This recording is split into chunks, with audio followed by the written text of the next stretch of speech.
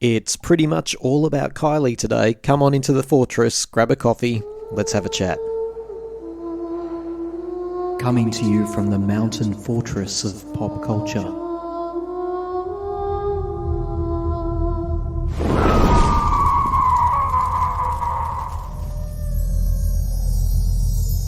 You're listening to Time to Talk.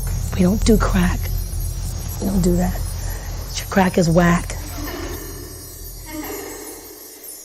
Well, I am really looking forward to spending some time with you today. It is huge in Kylie world at the moment, isn't it? We said the last time we spoke, that we didn't think Padam had run out of steam. In fact, I think we hoped it was going to gather steam. Well, it certainly seems to be the case. How this ends, I'll be in your head all weekend. Shivers and butterflies. I get the shivers when I look into your eyes, Andy, and I can tell that you're all in, 'cause I can hear your heart beating. Padam. This track was released on May 18. At the time of recording, 25th of June, it has just passed 22.5 million streams on Spotify alone. That's Spotify alone. Now, there is a user, or a person, a human being on Facebook. I want you to look him up. His name is Nick Spinks. You can tell him you're adding him as a friend because you heard his name on this podcast. Now, he's just an average Kylie fan, but he really is into the numbers, and he's really helped out with this. He's tracking the Spotify streams week by week, essentially. And what it shows is that week on week, we're either consistent in the numbers, 600,000 or so, or that they're actually growing more than a month on since the release. And the song, in some ways, may only just be getting started. This is even flooring me. Now, Kylie's average monthly listeners on Spotify, usually around 8.5, possibly 9 million in a good month. At the moment, she's tracking at 13.3 million monthly listeners. There are a lot of people all around the world who are rediscovering Kylie all over again because of Padam. But let's keep it in proportion. At Christmas time, Kylie gets up to around 22 or 23 million monthly listeners on Spotify. And why is that?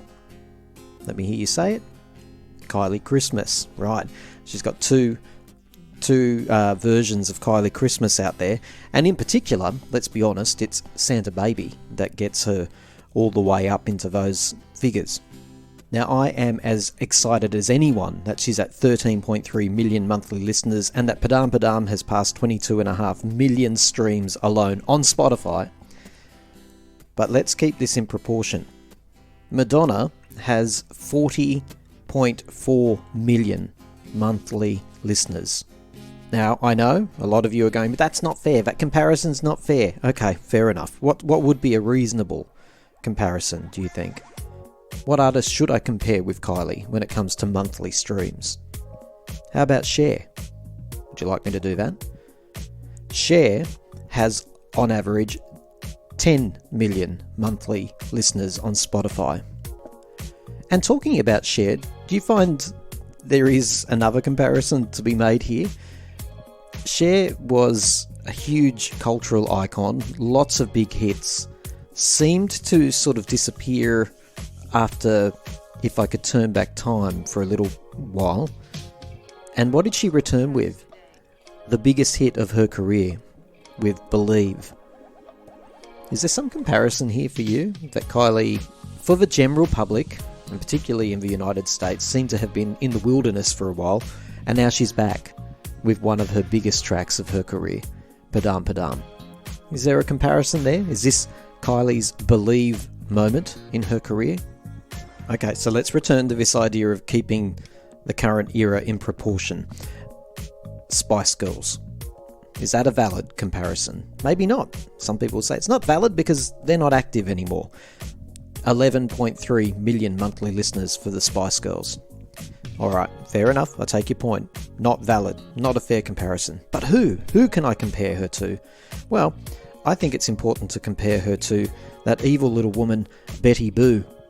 Yep, Betty Boo. Remember her? She was doing the do back in the 90s. Now, why do I call her an evil little woman? Well, she had a crack at Kylie multiple times during the early 90s, saying Kylie was a starlet, a flash in the pan, she doesn't write her own songs, and basically called Kylie cute, but lacking in any staying power.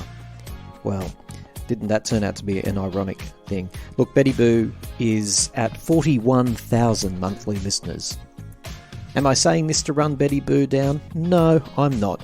She was a deeply complicated person, all bravado, but scratch the surface, and she had some serious issues, very sexually repressed. She actually had an album in 2022 called Boomerang, and I'm going to be using this weekend to listen to it. I'm really curious to know what Betty Boo in 2022 sounds like. Sophie Ellis-Baxter, she's still releasing music every now and then, 2.5 million monthly listeners.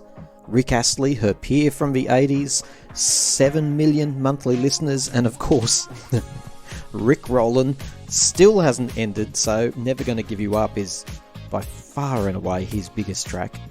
What about her old idol, Prince, who she notably had a massive different attitude after she met him towards Prince. Interesting that. There's a whole story. Gee, I'd love to know it one day. 11.5 million. So she's actually outdoing Prince. Michael Jackson, 37 million monthly listeners. And then, of course, you can get really silly and compare her with someone like The Weeknd. 106 million monthly listeners. So what is the point of all this nonsense I'm hearing you saying? Well, look, again, there is no doubt that we're experiencing a resurgence in Kylie's career. We know she never went anywhere. So it can be kind of frustrating to know that a lot of people are saying, gee, where's she been all this time? They keep saying that the younger generation have clued into Kylie once and for all thanks to TikTok. And is that true? Well, my 13-year-old tells me, no, it's not, that she hasn't heard it on TikTok. And my son, who is in his 20s, well, this is what he had to say. So Dad asked me to talk about Padam Padam. My girlfriend and I have been loving this song. It's been playing on our Spotify non-stop for the past few weeks, and I was hoping it would be as popular among other people our age. I can always tell if that's the case by how much a particular song features on TikTok or whether it's played in nightclubs on a Friday night. But sadly, I haven't noticed either of these things with this song, and I'm starting to think my girlfriend wouldn't have found the song of her own accord, even though she's glad she did. It's a shame because this song just feels like a song that I would hear constantly on a night out. It really matches the vibe of the parties I go to. But I haven't. Maybe we just need to give it a little more time and it will surely grow. Brrr. Didn't you love that? Haven't I taught him well? You should be very proud. I raised him really well. But I do fear to say, my boy, I don't think you're right. This isn't about giving them just a little more time. So there you go. It's not being played at clubs for young people. It's just not on the radar. And again, I'm not running the song down. I just want us to keep it in proportion. This isn't everywhere like they're saying. It's not all over TikTok, at least in a certain age group, in a certain demographic. And if it was as big a hit as everyone is making out, wouldn't the YouTube video, for the official video of Padam Padam, wouldn't that be more than 7.7 million? I mean, that's a great result, right? But it still hasn't outdone Second to Midnight, Magic, Say Something, her disco era, basically. It hasn't outdone those tracks yet. So let's enjoy and never stop enjoying this era, because perception is as important as fact in show business. So if people want to perceive that this is enormous, that's great. Definitely if you could somehow measure satisfaction, people are loving this track. It's very versatile. It's great for dancers. It's great for all communities who listen to music, essentially. It does have a great crossover appeal, no question about that. Will it win her a Grammy? Now, Kylie's won a Grammy before. Quick quiz question. What was that for? We'll come back to that. What song won Kylie her one and only Grammy? She's been nominated for more than one Grammy. A lot of people don't know that. But she's only walked away with one. Will Padam Padam earn her a nomination? The Grammys are a complete and utter farce. So, under the criteria for becoming nominated at the Grammys, she's a shoo-in. She will get a nomination. Why? Because the Grammys are all about putting a spotlight on the it people. It's a business. And having Kylie there at the ceremony, or named or nominated, that adds credibility to the Grammys themselves. So she will be nominated for Padam Padam. Will she win? That'll be interesting. Depends on what category, I suppose. Back to that quiz question. What was the track? Did you say, Can't Get You Out of My Head? Bzz, you'd be wrong. It is Come Into My World that she won the Grammy for. And that gives you some insight into the Grammys themselves. Now, if you want to keep a track on those weekly listens for Padam, go and look up Nick Spinks, as I said earlier, on Facebook. Add him. Okay, let's talk about the performances of Padam Padam over the past couple of weeks. She, of course, performed this first on American Idol. Unfortunately, some woman stormed the stage and started yelling, what was her name? Nuts or something like that. She came up and she's yelling and making a fool of herself all over the stage. So we only got to hear one half of Padam before it segued into Can't Get You Out of My Head. But then, lo and behold, Kylie flies back to the UK for a top secret mission. And didn't she look great against the backdrop of Wembley Stadium? That enormous crowd and that even bigger, possibly, catwalk that she made her way down. She really does know how to own a stage. And then at Pride in New York, she's performed it again. And at the time of recording, I believe that she made another surprise performance of it somewhere in the United States. Now look, at the risk of having tomatoes thrown at me, and I know that I will, please feel free to leave a comment about this. I am not actually thrilled with the performances. They showcase an artist who knows her stuff, knows her craft, does it effortlessly. But when you've got a hit like Padam, it's not time to be Kylie Minogue. It's time to be the superstar. Bring back the superstar. Think back to Can't Get You Out of My Head. When that took off like an absolute rocket, the performances were unbelievably epic. And Kylie wasn't being Kylie. Kylie was being the ethereal, much removed superstar that she was at the time. No smiling, performing. I'm still hopeful that we'll get the epic performance. Give us the epic performance of Padam. Give it what it deserves. Please. The huge intro bursting onto the stage. Leave us feeling like we have been in the company of something otherworldly. And since I'm about to get about 50 negative comments left on this podcast already, I might as well go there. Have you noticed, as I have, that in interviews about this era, she has at least twice described Padam as her child? On the first occasion, I believe it was backstage at that British radio event at Wembley. I think she said it's still just a baby. It's been out there only for a couple of weeks. And then later, in an American interview, she described being really protective of Padam. And then she drew this analogy of dropping a child off to school for its first day and being worried about the child, watching it walk through the gates, but then realising it's absolutely fine. The child doesn't even look back. It's fine. It does its own thing. That you don't need to be as protective. That you can let out a sigh of relief. Is it too deep for me to be thinking that this is a really interesting comparison that she's drawing between her music and children? She doesn't have children of her own. Songs are what she produces. In Flower, she spoke about the unborn, what hasn't happened yet, what may or may not happen in the future. In her most recent interviews, she's talking about the song that hasn't been written yet, the song that hasn't been born.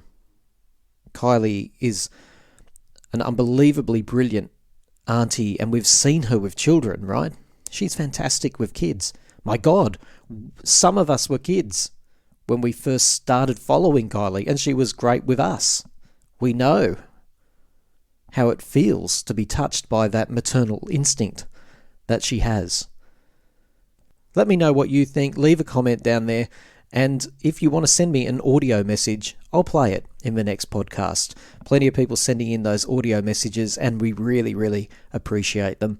And they will all get an airing, even if they tear shreds off me. Okay, how fantastic was it to hear Kylie doing AI Padam? Have a listen to this. Padam, Padam, I hear it and I know. Padam, Padam, I know you want to take me home. Padam, Padam, and get to know me close. Padam, Padam. That is so good. When your heart goes, Padam. Good on you, Kylie. That was done with during an interview with Andy Cohen, who I didn't know had a radio show, but he clearly does. Very clever. Wouldn't you like to have Kylie as your Siri on your phone? Okay, I hope you're still feeling relaxed. I hope that your coffee is still warm. If not, go and put some boiling water in it. Refresh it. Bring it back to life. You know, a bit like what Natalie Imbruglia does every 10 to 15 years. Now, Padam was mentioned in UK Parliament. It was really quite bizarre, because for me, I like Padam mentioned in UK Parliament. Okay, I want to watch that. Zoom in on this politician, male politician, talking about this, that and the other, and then he finishes his little speech by saying, in the words of Kylie Minogue, Padam, Padam, Mr. Speaker. Now, fairly cute. I think he was talking about Pride Month, which is, you know, got Kylie written all over it, doesn't it? It was really cute until they moved away from the close-up shot and they showed the full chamber, which had about 6 people sitting in it. It was pretty tragic, but good on him for getting up there and mentioning Kylie in the UK Parliament. Well done. I've got to say this too, the choreography for Padam is getting a lot of attention. People are finding it, you know, it's one of those ones that you can try and emulate as a normal person, a non-dancer, so it's pretty fun. But the choreography for Padam is nothing new. Cast your mind back. Kylie running up to people in Japan, unsuspecting people that didn't know who the devil she was, and getting them to look down the barrel of the camera, put their hands in front of their chest and pump. Do you remember what she was trying to get them to do? Some of you do. Hand on your heart. This footage of her running around Japan attacking people and getting them to do the choreography was pretty hilarious, even at the time, I remember. But Padam, it was born in 1989. Go and watch the On The Go video and tell me that that wasn't the origins of Padam. People all around the world think this is new, but we know better. Sometimes amateurs know best, and the lack of professionalism is all you'll hear on the Time to Talk show. Join Tim and his panel of guests as they wade their way through a range of news, music, and pop culture treats. Time to Talk, the show hosted by amateurs for unprofessional listeners. Now, I don't know where I saw this, I really don't, but a little interesting, more than interesting, a fascinating, unbelievable tidbit passed my eyes or ears, or maybe I was reading it somewhere in the past fortnight. Have you ever heard of this? That Coldplay tried to get Kylie and David Bowie together for a track. Have you heard of this? And if you have, please leave a comment. I need to know more, because that's about all I have. Coldplay themselves confirmed that they once embarked on a project, I don't know how far they got, with Kylie and David Bowie. I don't know if they recorded anything. I don't know if anything was written. I have no idea. But can you imagine Kylie and David Bowie? It would have been incredible. So let's find out more. What was it? When was it? What was it for? How far did it get? And is it possibly locked in a vault somewhere? Can we get a listen if something exists? And if any of you are doing that piece of detective work for us all, what about the demo that's floating around at the moment for Padam? Is it real? Or is it someone who recorded it afterwards? It is identical to the track that Kylie has released. It's absolutely identical. Different female vocalist who does a brilliant job, but extremely similar. If you know if that demo is real, please let us all know. What we do know is that Kylie received a demo, because she's talked about this quite openly, and said, I really want to get my vocals on this track. And she did it really quickly, right? What does that remind you of, by the way?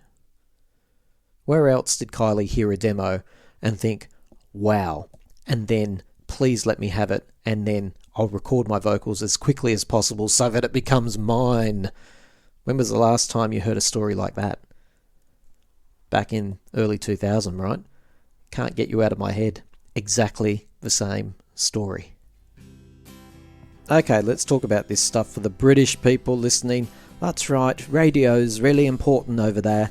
I don't know why you care about this so much, but Radio 1 has finally relented on the back of petitions as well as other pressure to play Padam Padam on its radio station. But get this, you really need to clarify this, on its C-list rotation. What the hell is that? What is a C-list rotation on Radio 1? I don't even understand what it means. What's C-list? I'm assuming it's not so good. Why isn't she on the B-list? Or the A-list? Wasn't Kathy Griffin on the C-list or the D-list? I don't want Padam Padam on the C-list. I'd rather have it not on the radio station at all. What is the C-list on a radio station? What does it mean? Does it get played from midnight to dawn? What's a C-list? Does it mean once every 6th hour rather than once every hour for the A-list? What's the C-list? And do we want Kylie on any C-list? No, we don't. Why do you Brits care about radio play so much? If any artist is not played on a radio station, the Brits go, it's an ageist society. It's ageist, that's all it is. It's ageist. It's disgraceful. Well, I don't believe that. No one listens to the radio. UK? Why would you listen to the radio? When you get in your car, why do you put the radio on? When you get home, why do you put the radio on? Don't you have Spotify over there? Don't you have streaming? Why do you let other people choose what you listen to? It's just what we do. Tell me why it is so important that Kylie is now being played on Radio 1. It's hardly a tragedy if Kylie doesn't make it onto Radio 1, is it? I'll tell you what's a tragedy. Here in Australia, they've discontinued making fantails. At the time of this recording, we've just learnt that fantails will no longer be made. If you don't know what a fantail is, it is a classic Australian lolly. It started in 1930. It didn't even make the 100-year mark. Every Australian who's ever been to the cinema has had a bag of fantails with them. And now they're not going to be made. And they came in wrappers that had little tiny biographies of celebrities written on them. So while you're over there bemoaning the fact that Kylie's not making it onto certain radio stations, we've got a real problem over here. A true one. We're the ones who should be up in arms, but we carry ourselves with dignity in Australia. A quiet dignity. So that little temper tantrum, was it worth it? You never win with violence, Tony. You only win when you maintain your dignity. Dignity always prevails. And, you know, even though Ireland and England are two of the biggest listeners for the Time to Talk Australia podcast, I am going to have to say this to you, and I apologise. It might seem harsh, but something very unfortunate happened to me. I watched a performance of Steps singing Better the Devil You Know and Vogue. If there's one thing a British person should never, ever do on stage, is to perform the spoken part of Vogue. Greta Garbo and Monroe, Dietrich and DiMaggio, Marlon Brando, Jimmy Dean, on the cover of a magazine, Grace Kelly, Arlo Jean, picture of a beauty queen. Hey, on a slightly different note, this really blew my mind. A lot of you the music you were playing really blew my mind. Love at first sight. There you go. Sorry, I just had a moment. Had to work that out. This really did blow my mind though. I was talking to someone on social media and started talking about the song Butterfly, right? One of my favourites, the ultimate missed opportunity for a single. Really should have been released as a single from Light Years. Brilliant on a night like this tour. Well, they started sort of referencing that it was written for Impossible Princess. And I just thought I was dealing with a fruitcake, quite frankly. But look, tell me if I'm wrong or right. I've looked it up and it seems that this person I was talking to, I was the fruitcake. Because Butterfly, it seems, was recorded during the Impossible Princess sessions. And get this, it was recorded for the Impossible Princess sessions. Look, that part I can't quite clarify for what album it was recorded for, but what I can absolutely confirm is that there is the demo of Butterfly floating around on the internet. And it's fucking brilliant.